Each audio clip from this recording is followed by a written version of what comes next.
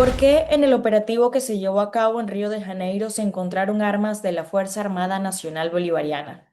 Detrás de este hallazgo emerge una trama que mezcla corrupción militar, tráfico de armas y complicidades estatales que cruzan fronteras. Para entender las implicaciones políticas de este hallazgo, conversamos con el analista Caio Maglianelli. Caio, bienvenido. Me gustaría iniciar preguntándote si este operativo realmente podría lograr reducir el poder y la expansión de organizaciones criminales como el Comando Bermelo o si esto pudiera generar un efecto contrario. Y te hago esta pregunta porque, por ejemplo, hemos visto en casos como Venezuela, cuando se intervinieron las cárceles, supuestamente para, digamos, combatir al Tren de Aragua, en vez de lograr un efecto de que éste disminuyera, lo que hizo fue expandir mucho más la organización. ¿Tú crees que quizás pudiéramos ver un escenario parecido en Brasil? Mira, Génesis, estamos hablando del mundo, ¿no? ¿Qué es política pública de seguridad pública en el mundo?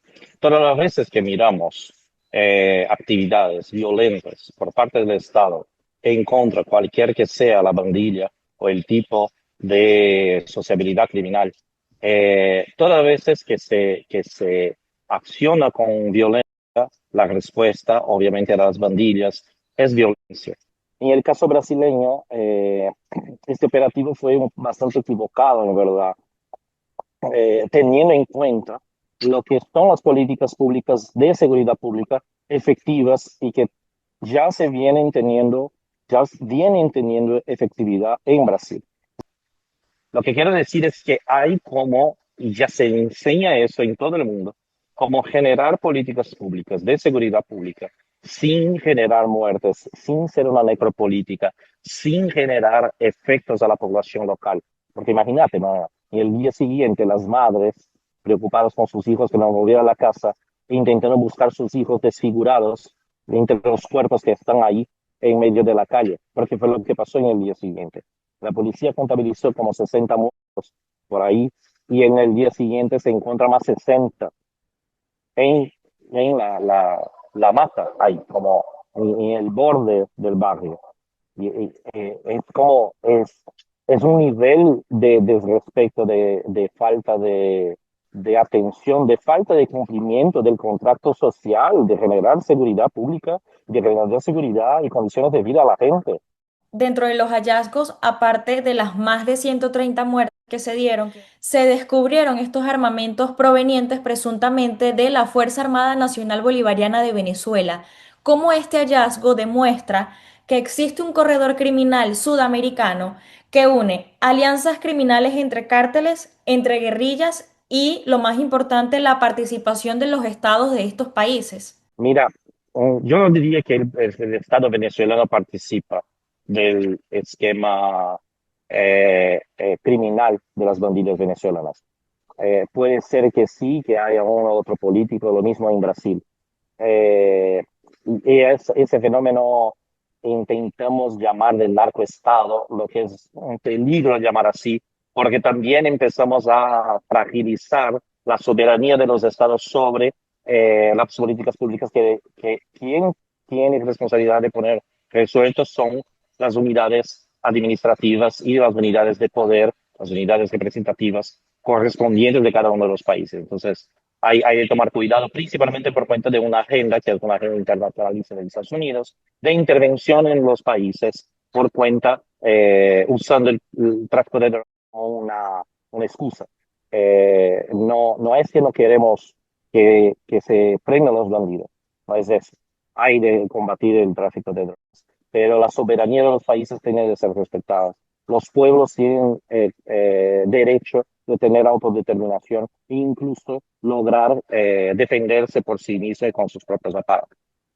El Comando Vermelho empieza a retomar fuerza en los últimos 5 años, cuando él vuelve a cambiar un poco su mentalidad y crear alianzas con países, con bandillas de otros países, pero en especial con bandillas que tenían peleado con el PCC, que son bandillas del norte de Brasil y del nordeste de Brasil. Las bandillas del norte de Brasil dan acceso a espacios de negociación con los colombianos y obviamente con los venezolanos. ¿no? La Venezuela tenía una organización, bueno, la Venezuela tiene denominaciones menos fuertes, pero la Colombia siempre tuvo un historial de organización con el tráfico de mucho más importante. Y estamos hablando de países que en verdad tienen más relaciones con el Pacífico que con el Atlántico. Entonces, por un lado, hoy lo que se divide es el norte del país, está tomado por el Comando Vermelho. Tomado es una palabra difícil porque no es bien así, pero la influencia más fuerte del Comando Vermelho está para el norte y obviamente para las fronteras norte de Brasil, y la influencia del partido del PCC está para el sur, está para las fronteras sur. Eso no quiere decir que no hay negocio con las dos bandillas, lo que quiere decir es solo quién es más influente. Con la retomada de poder, el Comando Vermelho quiere volver a su tierra. Entonces quiere volver a Río, quiere volver a tomar los territorios que perdió en la ciudad de Río de Janeiro. Entonces, eso es lo que está pasando. El Comando Vermelho volvió a retomar territorios que estaban en la mano de la milicia. Entonces, y la milicia sí, de cierta manera, la milicia es una pandilla criminal que es compuesta por gente que está en ejercicio en la policía hoy. Y esa gente es aparada por el Estado. ¿Usted considera que definitivamente esto podría escalar en una crisis de seguridad mucho más grave, no solo para Brasil, sino para los países cercanos? No creo, no creo. Bueno, en fin. Ahora lograron, por ejemplo, estos indicios, esta supuesta vinculación del armamento con el ejército venezolano.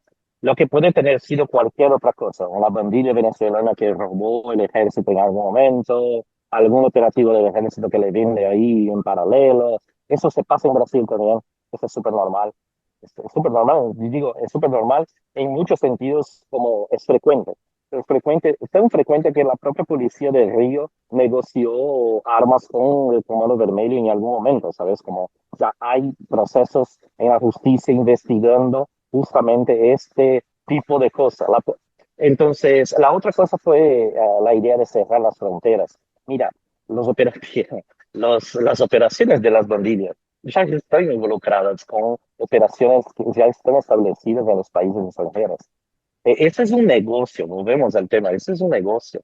Eso no es sencillamente matar el bandido y acabar con el crimen. Estamos hablando de algo que genera plata. Así que difícilmente el resto de la operación sufriría por cuenta de una acción violenta de enfrentamiento bélico en una localidad muy específica. Además, la influencia más fuerte del Comando Vermelho no está en esos países. Quien está en esos países de manera pesada es el PCC.